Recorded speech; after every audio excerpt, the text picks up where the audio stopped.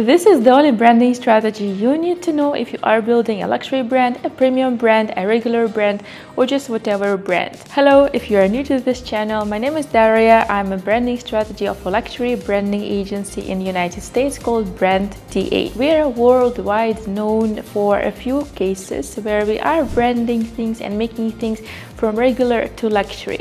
And a lot of those videos are getting attention of millions of people from all different countries across the world. So how do we do that, and why do our rebrands look so special? I decided to record this video because first of all, I think that how we truly brand things is different from the market.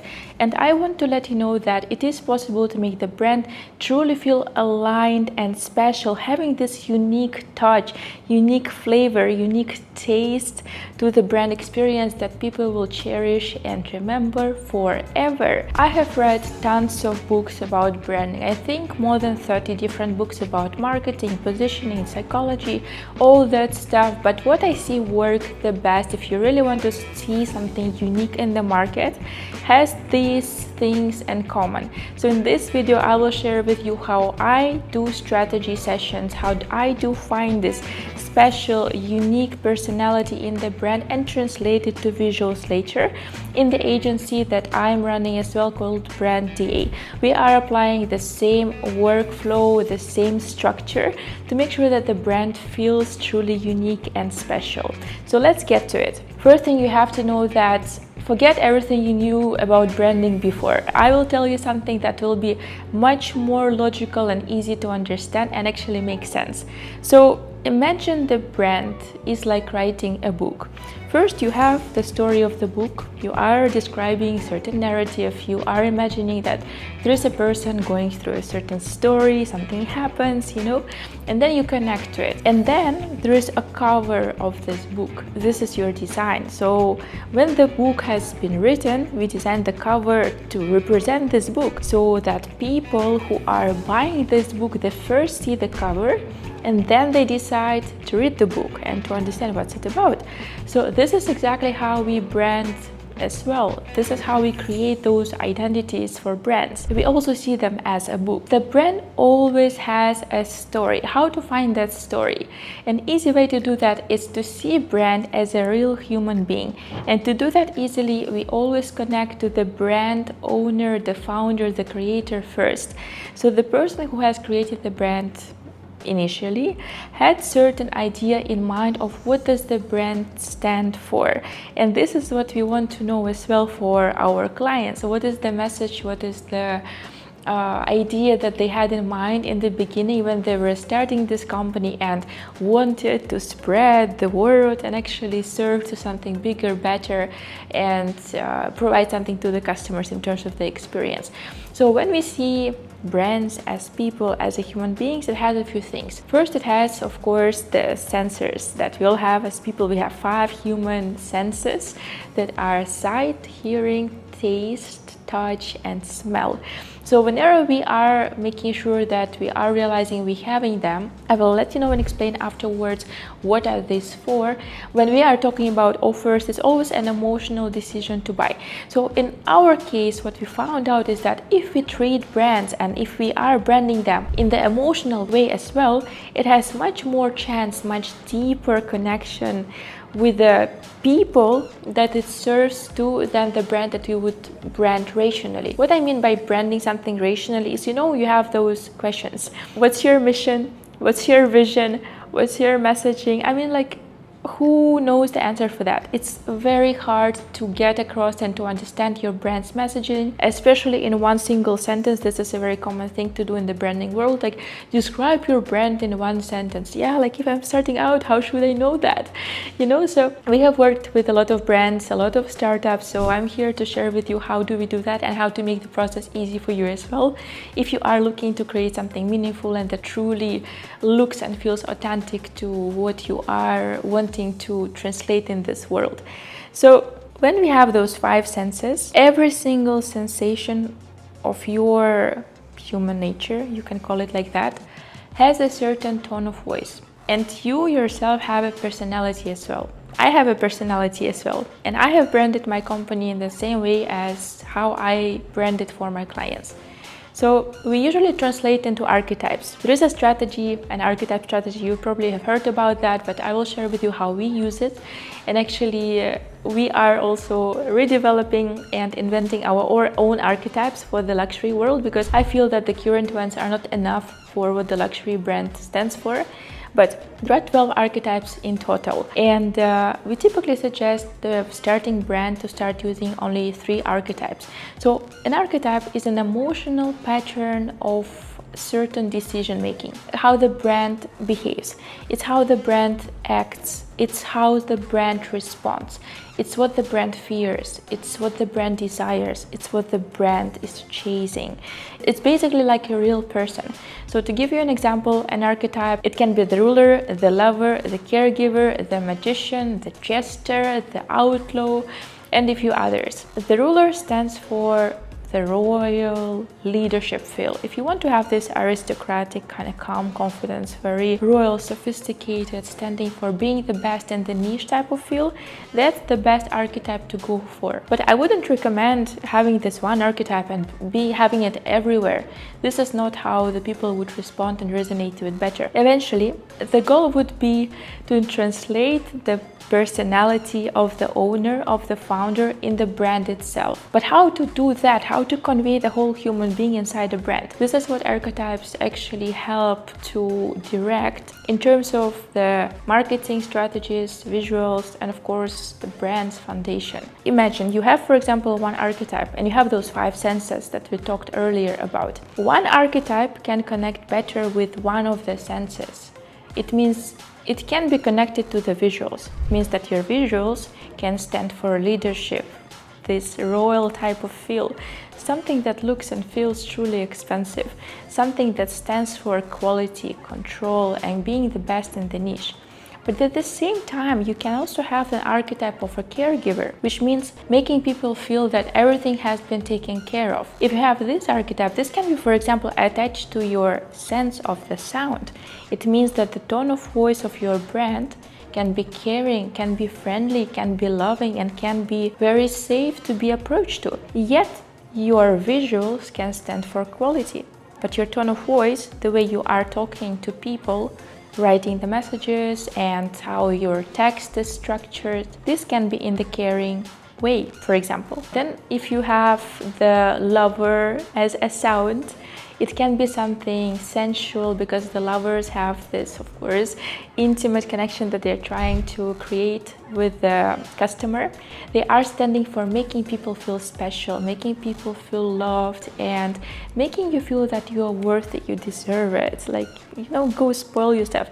This is what the brand like Victoria's Secret does. They make you feel like you are truly confident. It's like you own it. Your lover brand can, for example, be used for the sound. And the sound can be then sensual or something that really makes you feel confident. Some beats that are elevating this feel of, okay, I got it, So this is how it usually works. And we usually suggest to take 3 brand archetypes and then connect it to brand identity systems. This is how I feel works the best, and how really truly unique things are coming across when we are cross-connecting different sounds, different lines, different textures, different structures to different personalities. And this is how we create those mixes that haven't been seen before, that are feeling truly unique. What we also like to do is we like to mix brandings of different niches. If you, for example, like a brand from sport industry and you like a brand, for example, that makes pretty cocktails, you can, for example, find a brand of shoes that you might be wanting to establish, or some fashion brand that would have as inspiration visuals from, those aesthetically nice cocktails with some orange images on it, you know, this smoky effect. Sometimes they put ice and fires on top. It looks extraordinary, it looks spectacular. And then if you would connect it with a shoe or something that feels very dynamic, very magician archetype, in that sense that it's futuristic, it's moving forward, it's walking fast, it's growing fast, it's making you feel also that at the same time you are innovative and doing something out of this world. Kind of depends what archetype you want to go for, because if we are talking about another archetype that is called the hero, this one stands for, of course, making you feel that whatever you start, whatever you do, you can do it. It's the perfect example of the Nikes, of course. So imagine you are blending those two different industries with two different tone of voices. The cocktail I was mentioning before priorly can stand for the lover, of course, and the magician, to create this extraordinary, magical experience. And then you have something like a fashion brand that has something very sleek, modern, detailed, yet fast, innovative, futuristic, and sporty, and a bit masculine touch to it. So connect those two and you already have an explosion of something that is not existing yet. So I believe that right now everything has been invented already. So it's a matter of how do we combine it and how do we align it with the brand owners and the brand founders to message the right thing across so that people understand and connect to it better. Something else that I want to share as well is that the brands have to have two things. We call it positive personality and we call it negative personality. When I was talking before that the brand is like a real human being, we all have a good side of us and we all have a shadow. So the brand has the same thing. And to find your shadow, a little bit of psychology here, it's kind of important, but it's very easy to do.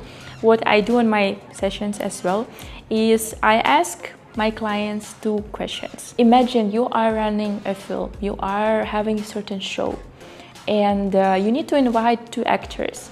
One actor you feel truly a sense of admiration for. You feel like it's your role model. You feel so inspired by them. You feel that this is really who I want to be and look at, you know? This is really someone who inspires me to be better, and this is really like how I see myself in my best version as well. This is one actor that you're looking for. Think of that actor. It can be someone in the world already. It can be a non-existing person, but you have to have a few personality traits that you need to list down. It can be someone pretty looking, confident, maybe bright appearance, maybe a good hygiene, like, you know, a good sense of aesthetics, calm tone of voice, maybe not calm tone of voice, maybe like charismatic, maybe edgy, maybe it can be someone creative, maybe it can be someone boring. I mean, really depends. It can be someone authentic, it can be someone just regular. And then you have another actor that you have to invite as well to this casting, to this show that you are running. And this actor is someone that you really find disgusting. So if I would invite an actor that I truly cannot stand, for me, in my case, it would be someone very fat, boring, lazy, lying all the time on the couch, not doing a thing, and just basically not caring about anything in life. And that would really piss me off, actually, this person. Like, you know, this is how we find our shadows. And the cool part about it is that we are both of those actors combined. So it means that we all have a good side and a bad side as well. Now your brand has the same too. It means that it has a positive side, but it has to have this also negative, kind of badass side that you cannot stand. For some people it can be something seductive, because some people cannot stand seductiveness. They can feel that it is just like not done, you know. It really depends where your personal values are. So something that you find truly is taboo for you, this is the person, the second actor that is a part of you. So your brand will have two things, positive and negative. When we have found those two, it means that there is a sense of contrast. And to build a strong brand, to resonate with people, we have to not only show the perfect side, but also the ugly side. It has to be in a contrast, but you can use it in a way that this ugly personality trait kind of becomes the positive one, in a way that it may be feeling authentic. It may be feeling that, for example, probably the lazy person I was mentioning before doesn't even care about what's going on in this world.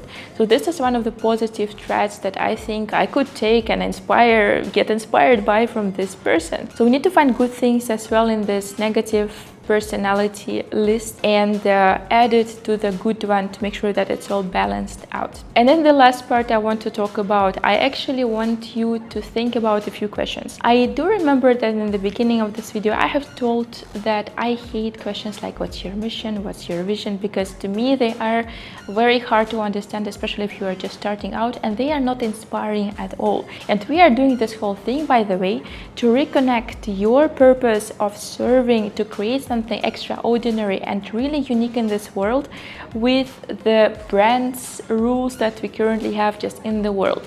So I found the best way is that to create an experience that makes people actually forget the price, to create something that really creates a sense of urgency, of the desire of purchase, to create something that really stands out and makes this emotional connection with the consumer. We have to slow down the thought process. The less thoughts we have, the more emotionally we are connected with the experience.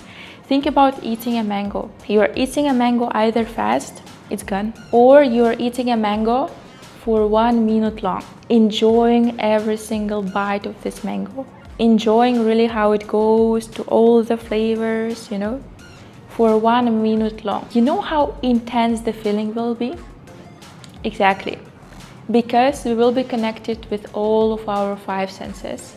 Mostly the taste one, the smell one, the sense of the touch, because the mango has a texture, of course you will taste it and you will see it visually and probably will hear it as well. But the coolest part about it is that we are slowing down. So for luxury as well, brands specifically, we are always slowing down, because only in the moment of now we can reconnect with our inner self, with our true desires. And this is why a lot of luxury brands also have a speed. And the space of life that the luxury is living is calm confidence, we also call it. It can be dynamic, it can be different, but in most common perceptions that really make people forget the price is when the luxury is perceived as slow, smooth, and flawless. This the sense I'm trying to translate to you of how would your brand experience feel like. This is the level of detail we need to think about. In this video, we'll be covering mission, vision, purpose, all those necessary questions, but in a different way. I will share with you 5 questions because most of those questions I'm using myself during my strategy sessions at the agency, but I will share them as well in the upcoming masterclass series if you want to take the full list of them and experience yourself this creative idea that you will get from those questions. But today I will share with you only 5 so you can at least have an understanding what are those and how can they help you further. So the question I have, the first one, is to create a sense of white glove experience. Because I do luxury branding, of course, we're making sure that the experience we are creating is as detailed as possible. Imagine that your brand is a special evening that only happens one time in a year. What happens on this evening? Here is what you can describe about this event. It can be something that feels truly aristocratic. It can be something that feels maybe dark and calm and the vibe of relaxing. It can be something that feels like party. It can be something that gives the summery feel, more light, more sunny, more vibrant. It really depends. But it has to be one evening in a whole year that you need to imagine yourself having for your brand. The second question is that imagine that your brand is a mystery quiz. Think about one main question that your customer need to solve to become a part of this quiz. Sometimes you have those games like escape rooms. This is where you can also use the sense of creativity and see how can I belong to the community that the brand asks me to belong to. So because nowadays, when we are looking at brands, the desire of purchase happens then when we know that we need to somehow participate in the experience. So this question is to inspire your creativity in a way that you need to make your customer do something to participate in solving the problem. The next question is, if your brand was an item that someone would carry on their skin, on their body, what would it be? And of course, it has to have a meaning. So it can be a chain with your logo, it can be some symbol that your customer or someone who belongs to the brand will care. The customer or someone who belongs to the brand will wear on their body to make someone see that they are belonging to this brand. If your product was a ritual, what would it be? In luxury, we have something that we call rituals, and they always mean something celebrating. We try to create as many rituals as possible, as many small experiences as possible, to make sure that the customer feels like something is happening, something is going on that I can participate in. So in this question, you need to think, what are those rituals? For example, if you have a brand of champagne, popping the champagne bottle open can be a ritual. It can be special because, we had a client actually at the agency that had a very customized champagne bottle, and in their brand experience, they made a lot of effort to make sure that the sound of the champagne bottle when it got open is unique. So for them, that was their signature touch to the brand and their ritual. For you, it can be something different. And the last question I will share in this video before we are ending it is, if your brand is an inspiring leader, what are the actions that they are taking that are inspiring to others or are inspiring to you? So for example, Steve Jobs has Apple, and of course we know him for the sense of creativity and for this precision and accuracy of the quality that they are providing. So think about those items. And this is what I had for you today, and the strategy that we are using is working every single time. Of course, all the questions, if you want to know, I can share with you during the strategy sessions on my agency. I also give private consultations, and I'm happy to see you in my masterclass series soon. I will leave the link in bio if you are interested, and I'm happy to see you in my next video about brand archetypes.